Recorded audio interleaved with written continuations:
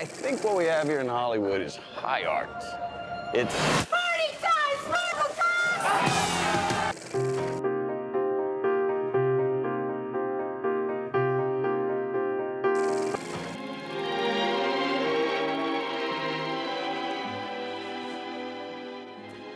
Hello, and thanks for joining us for our weekly film show with our critic, Lisa Nesselson. Hello, Lisa. Hello. Now, Brad Pitt was in Paris at the weekend for the premiere of Hollywood epic Babylon. It's Franco-American director Damien Chazelle's return to the subject of La La Land, in which he made his breakthrough. It's been called the filmmaker's most ambitious and divisive project to date. If you could go anywhere in the whole world, where would you go? I always want to be part of something bigger. Yes. Let's go! Something that lasts, that means something.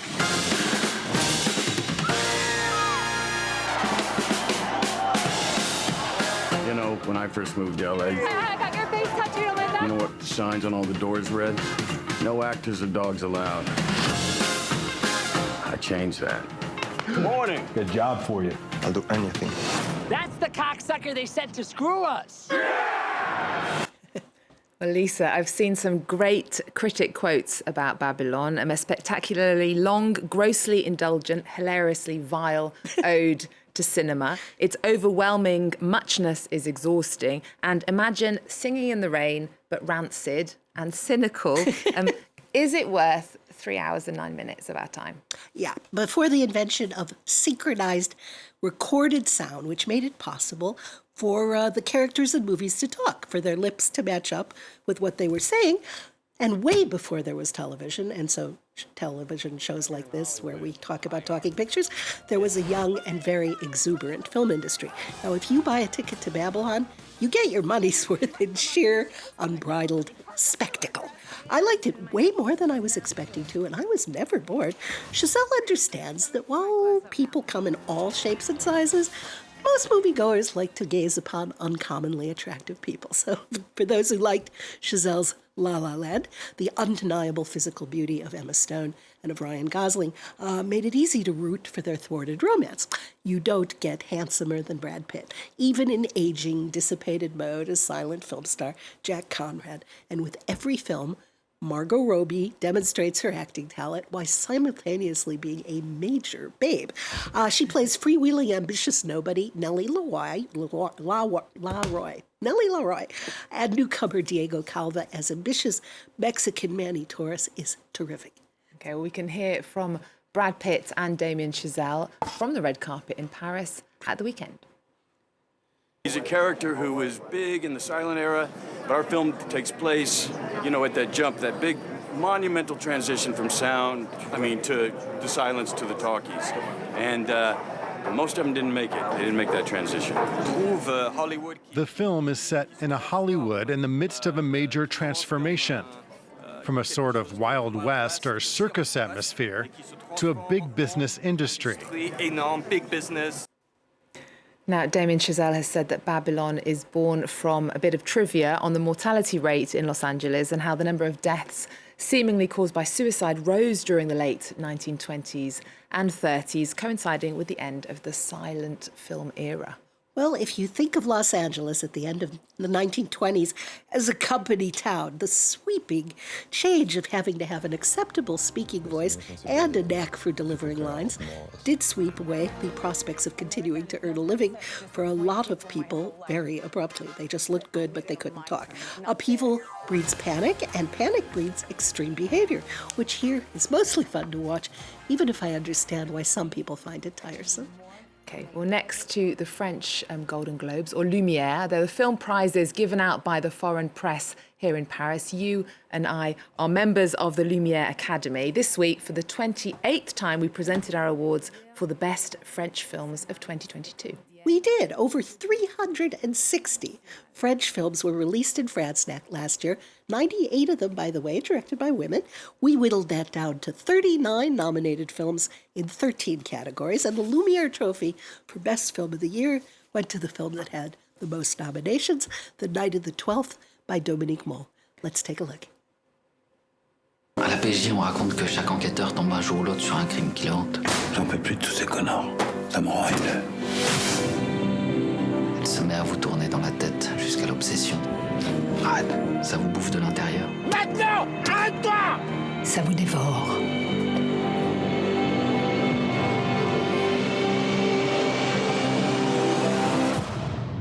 C'est quelque chose qui cloche entre les hommes et les femmes. When I think about this, I saw this over 8 months ago, and it's still really vivid in my mind. It's the haunting, meticulous account of an unsolved murder in Grenoble, and it also won Best Screenplay. Okay, well, we can listen to the director, Dominique Moll, who's been called a feminist because of the film.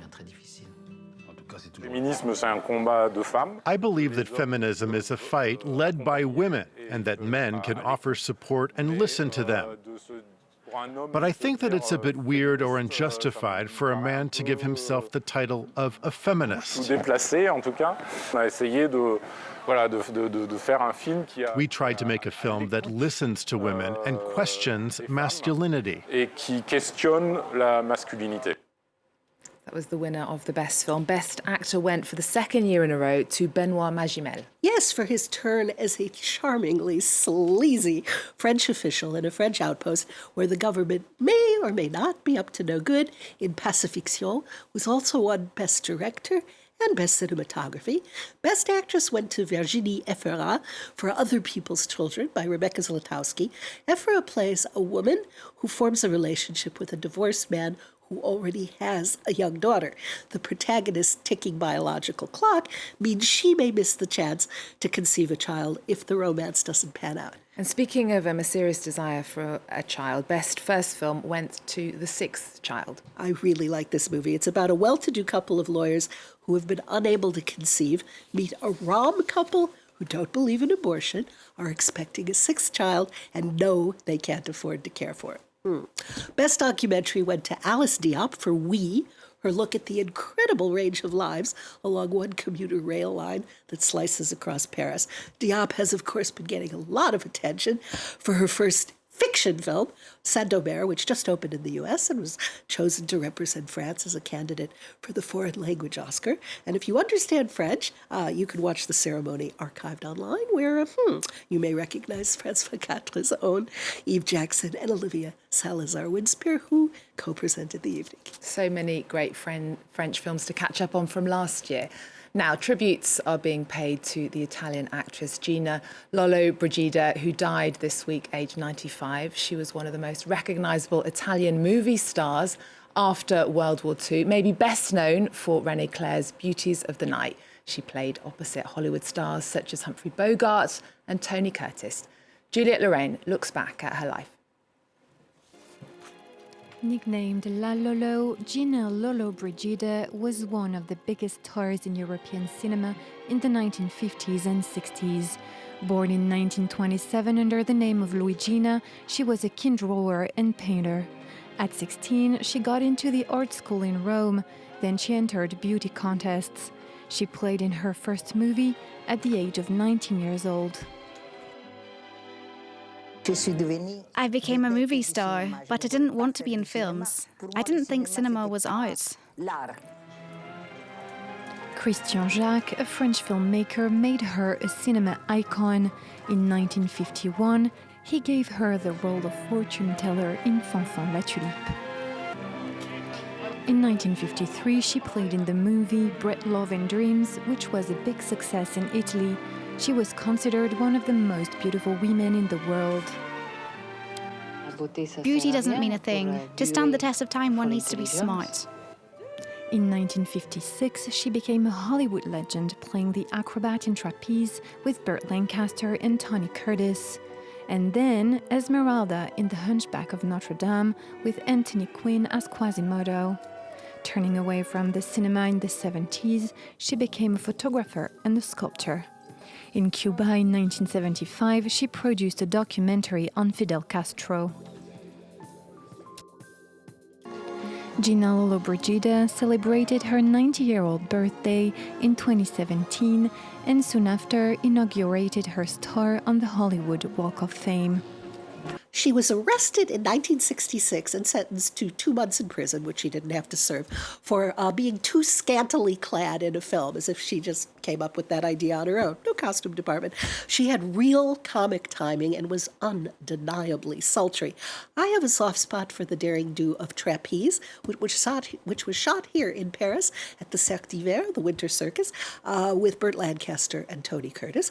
And she was memorable as Esmeralda to Anthony Quinn's Quasimodo in 1956's The Hunchback of Notre Dame. There we go. Gina Lollobrigida, who's died this week at the age of 95. Now, just before we go, you're going to tell us about a look at human life from the cradle to the grave, delving into the icky bits in between. De Humani Corporis Fabrica depicts the French hospital system, and you loved it. I did. One of the things I love the most about the movies is they can take me places I will never, ever go. I'm not going to climb Everest. I'm not going to travel in outer space. And I am definitely not going to plunge into the innards of living bodies. 7 years in the making, the ace documentary team of Verena Paravel and Lucien Castin-Taylor, who work at Harvard, set up their camera in 5 Paris hospitals to give us a sometimes thrilling, sometimes queasy-making plunge into innards. Often we have no idea what we're looking at until after the throbbing visual roller coaster.